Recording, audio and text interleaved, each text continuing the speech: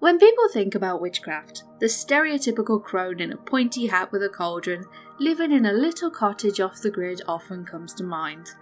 Whilst, for many of us, it is still the dream to practice in isolation in some cave somewhere. But unfortunately, that ideal is not compatible with modern existence. Over time, the witchy community has adapted with modern technology, and there are now so many ways in which it can be used to enhance our witchcraft experience. From apps to covens, modern witches are harnessing the power of technology to enhance their practice and connect with fellow practitioners across the earth. Let's take a look at 5 witchy ways you can use technology in modern witchcraft. Number 5. Digital Grimoires. A grimoire, or book of shadows, is basically a personal spellcraft recipe book, mood board or diary.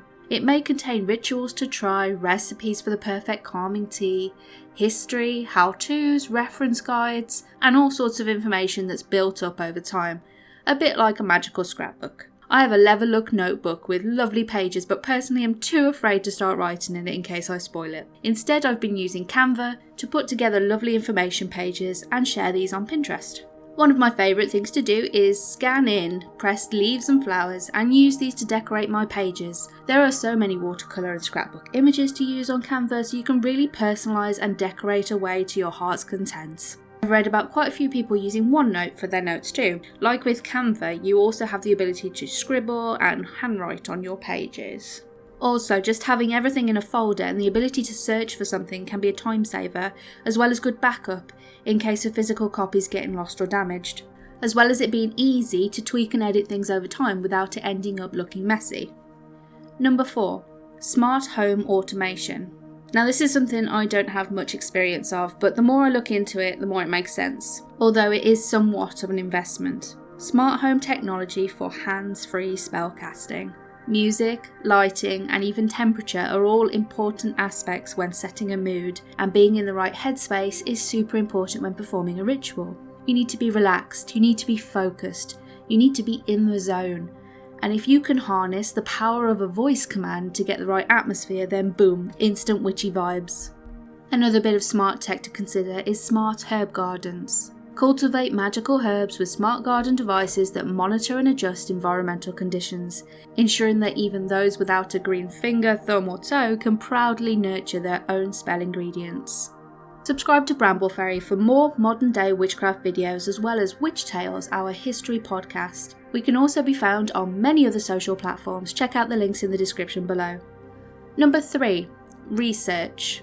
No more are the days of trawling through old tomes for information, although that does sound fun. A more accessible method of learning witchy tips, tricks and history is through places just like right here on this channel. Don't sleep on YouTube, Pinterest, Reddit and even TikTok for inspiration and ideas. Just remember that if you're looking at places like Witch Talk or Instagram for information, that you should take what you see with a pinch of salt, literally. Rely on your intuition to guide your practice, as much of what is put out there is done for aesthetic or shock purposes, and your practice does not have to look pretty to be meaningful to you. Of course there's more. Podcasts and audiobooks are also great. If you're already a Spotify subscriber like me, you may be surprised to find how much witchy content there is in their audiobook section. There have been a few occasions when a book I was looking at buying has actually been available as part of my subscription already. So that's always worth a look before you spend any additional monies. And VR. I found this news article on how VR was being used to bring to life the last witchcraft trial of Ireland. This is a wonderful way to learn about witch history and can be used for other things too, like guided meditation. Guided meditation can be used to get you in the right frame of mind, as can apps such as Headspace, which takes us on to our next points. Number 2. Apps. There are apps for everything these days. Personally, I have an identification app for mushrooms and one for other flora and fauna, which are very useful when foraging and gardening, when trying to remember what you planted and what you didn't. I also have a Sky View app that uses augmented reality to point me towards specific constellations and the location of the moon when I've somehow lost it. Tree app is another one. Whilst not specifically witchy, it does allow me to plant a tree daily by subjecting myself to a bit of advertising. Whilst researching this video, I have downloaded numerous apps to try out, as some are absolutely riddled with ads and have very few free features, but others may be very useful. Honestly, it could be a video series in itself, just rating different witchy apps for all kinds of purposes. There are a lot of meditation apps out there. I previously mentioned Headspace. These can include guided meditation, breathing exercises, and relaxation sounds. Another one I found is Aura, which actually seems pretty good. It has podcasts and coaches for all sorts of things like stress, sleep, CBT. There are lots of things on these apps that can help you reach your state of Zen and facilitate mindfulness.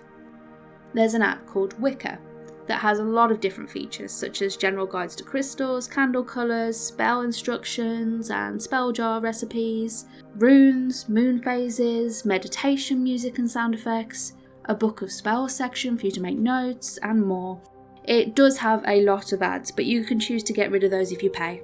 You can get apps just for moon phases that let you set moon phase alerts, like phases of the moon, and Moonly. Moonly also has meditation and a lot of premium features. This one is a rune guide. It has AI readings, but also gives information on rune spreads for divination.